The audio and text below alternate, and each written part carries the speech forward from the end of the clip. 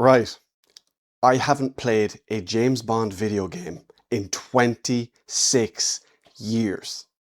The last time I played one of these video games, I was 10 or 11 years old, and one of two things happened because it was such a long time ago. Either I asked my dad to buy me The World Is Not Enough on the PlayStation 1, or he surprised me with it. I can't quite remember, but I do remember this. I was playing the video game as I did throughout that week. It could even have been the summer holidays back then. And my dad came home from work. And my dad has always kind of worked long hours. And he came home, I was like, Daddy, I can play blackjack. And my dad, in true Irish dad nature, is like, no, you can't. I was like, yes, I can. He goes, fine. Explain the rules to me. My dad has always loved game of cards, right? So I explained the rules to him. And he looked at me. He was like, where the hell did you learn to play blackjack? You're 10, right? And I said, well, you got me the James Bond game. He's like, of course. So he followed me up to my bedroom, which was right next to his, and I showed him the video game. And in the game, you had to make $100,000 to progress to the next stage of the game. Now, obviously being 10, I struggled with this particular part of the game because I had to learn how to play cards. And there's a certain amount of chance involved in every card game. So that is one of my fondest memories of James Bond, and that was 26 years ago. You know, I'm 37 next month, and I hope you all enjoy my t-shirt. Yeah, huh? So my first impressions, without blabbing too much, I'll immediately get into the visuals. For any of you that have seen my first 30 minutes or first 60-minute video, you will see that throughout the footage, I actively just look around at the scenery. I was flabbergasted at the scenery, and I said to myself, you know what, this is really reminiscent of some images and footage I've seen from the Falkland Islands. And I said, it's probably a place similar to that in nature. Now, we all learned that it is in fact Iceland. And visually, stunning game. Absolute stunning game. I can't wait to see what the rest of the game holds in that way, you know, visually. And, you know, this brings me then to the training facility in Malta. I have to admit, again, that's so James Bond. Credit where it's due. That's James Bond all over. You know, they really, at the very least, nailed the approach into that training facility in Malta. You know, so that was very impressive. As for the characters, you know, the characters so far, the James Bond character we're met with, I've been a lifelong Bond fan. I've been watching Bond for over 30 years. My dad has been watching Bond his entire life, you know, and my dad is 60 now this weekend. So he's been watching James Bond for a very, very long time. And as a kid, James Bond was the only reason I could stay up late at 7 years old, you know, 6, 7 years old. It was the only reason I could stay up late because I very quickly took a shining to James Bond at the age of 7, so nearly 30 years ago. And James Bond has played a huge role in my life. Now, nowadays, I write books and so on, and I'm even in the midst of writing a spy thriller. So the following analysis of characters, the story so far in the first hour, comes from that background. Characters so far, I do find this Bond to be, he leans a little bit more towards the arrogant, right? I don't like it, but it's also accurate for his age. He's young, he's really young, he's pre-00, you know, and the one thing that stood out to me in the opening mission, the tutorial, if you will, was how they approached, I'm going to save these people. You know, and one of the Bonds that immediately came to mind was how Pierce Brosnan, you know, in terms of general facial expressions and so on, he really channeled Pierce Brosnan for me in that moment, you know. And even Moneypenny, you know, I grew up with a British, like a milk white British Moneypenny. And, you know, technically in the books, to my knowledge, Moneypenny is never actually given a race, if you will. So the actress that plays Moneypenny and that little brief introduction you have after the Malta training series of events gives you kind of a look into her character, and I'm looking forward to see how the character kind of unveils as well, because in my own mind I had fantasies about what type of character will be playing what role, because I didn't watch any trailers. I bought the game, I waited patiently, I avoided everything, you know. I think I might have seen the first 30, 40 seconds of one of the trailers and then cut it off. I said, no, I'm not. I'm just going to wait for the game to come out and then give a really raw first impression. So as far as characters go thus far, at this point now, I've just gone to basement level 4 and I said, right, I had to change my kid's nappy and put him down for his afternoon nap. So I was like, right, this is perfect. He's now asleep and it's time for me to actually give this first raw impression while you still have that raw feeling after playing the opening hour of a video game franchise you haven't touched in 26 years. Do you know, it really is a great feeling to be back in, to be back playing Bond, you know. And what I loved in the main menu was earn your number. I'm like, okay, I like that.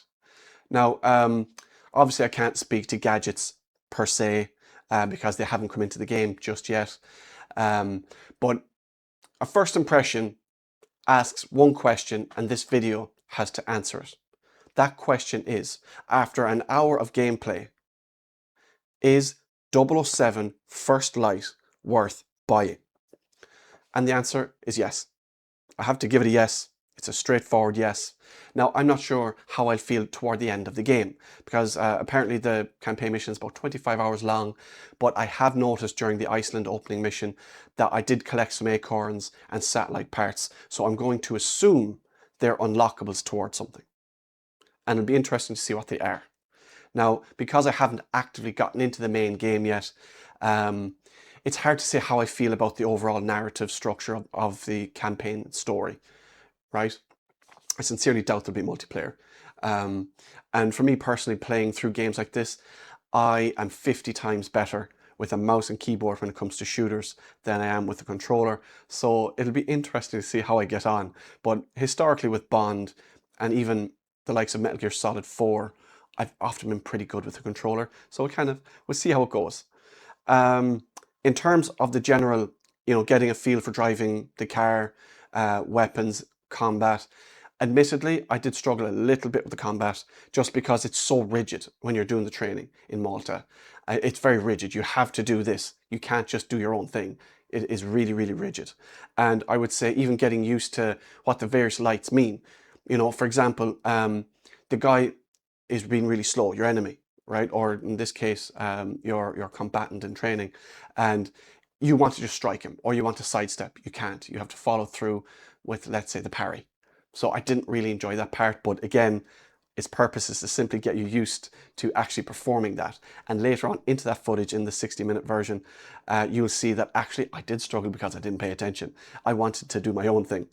The combat for me is, I suppose, at least thus far, is very Batman Arkham Asylum for me, right? That video game, and even the follow-up game as well. That combat so far is very good. I was a little worried, like a lot of people, that this would become another Hitman game with James Bond skin. So far, that's not the case. I was very, very impressed with how the character reacted with climbing, with shimming, with parrying. He moves like I would imagine Solid Snake would, right? It's just, he's quick, he's strong, he's agile. Whereas right now I'm also playing through Metal Gear Solid Delta Snake Eater, and it's quite rigid. Now, it is a faithful remake of the original, to its credit, and you know, within a certain degree. I'll talk about that in another video, but so far, to stay on point, I'm enjoying James Bond.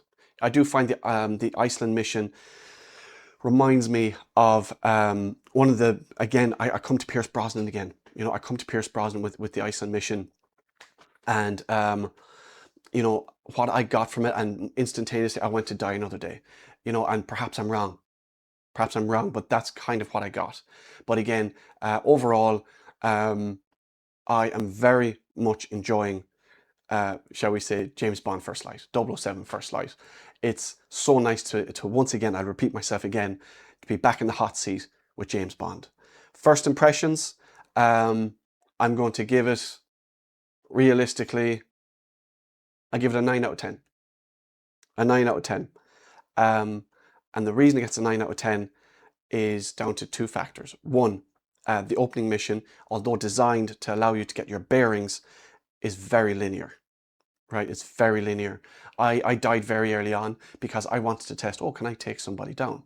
You know, and I couldn't because my mind immediately went to, okay, there's two guys there. They're asking to be taken down. There's another guy over there behind the rock with a flashlight. Okay, maybe my mind went to New Game Plus, you know, where you come back and you're able to do all the things you can do post-training. that wasn't the case. I just got shot. So it was what it was. It was an experiment. So first impressions, 9 out of 10. That's the first point, is the linear nature of the opening mission. Not that I didn't enjoy it, but I found it to be a little too linear. And again, the second point is that I very much enjoy exploring. And I was a little disappointed that you couldn't pick up a little secret something, you know, in the opening Icelandic mission, beyond the acorn and the satellite parts. Now, maybe there was, maybe I missed it. I don't think I did, unless you were to really go out of your way for it. So I think I can see myself replaying the opening mission again and trying to explore a little bit more, get into more, you know, dark spaces if possible, to see if there's anything else hidden there. And this comes from my time playing, I would say, Diablo 3, in part Diablo 4, and Path of Exile, which comes up with maybe 800 or 900 hours in all. So that wanting to explore nature comes from that. So first impressions, absolutely worth the purchase if you're a James Bond fan. Even if you're a very casual video gamer, just buy the game.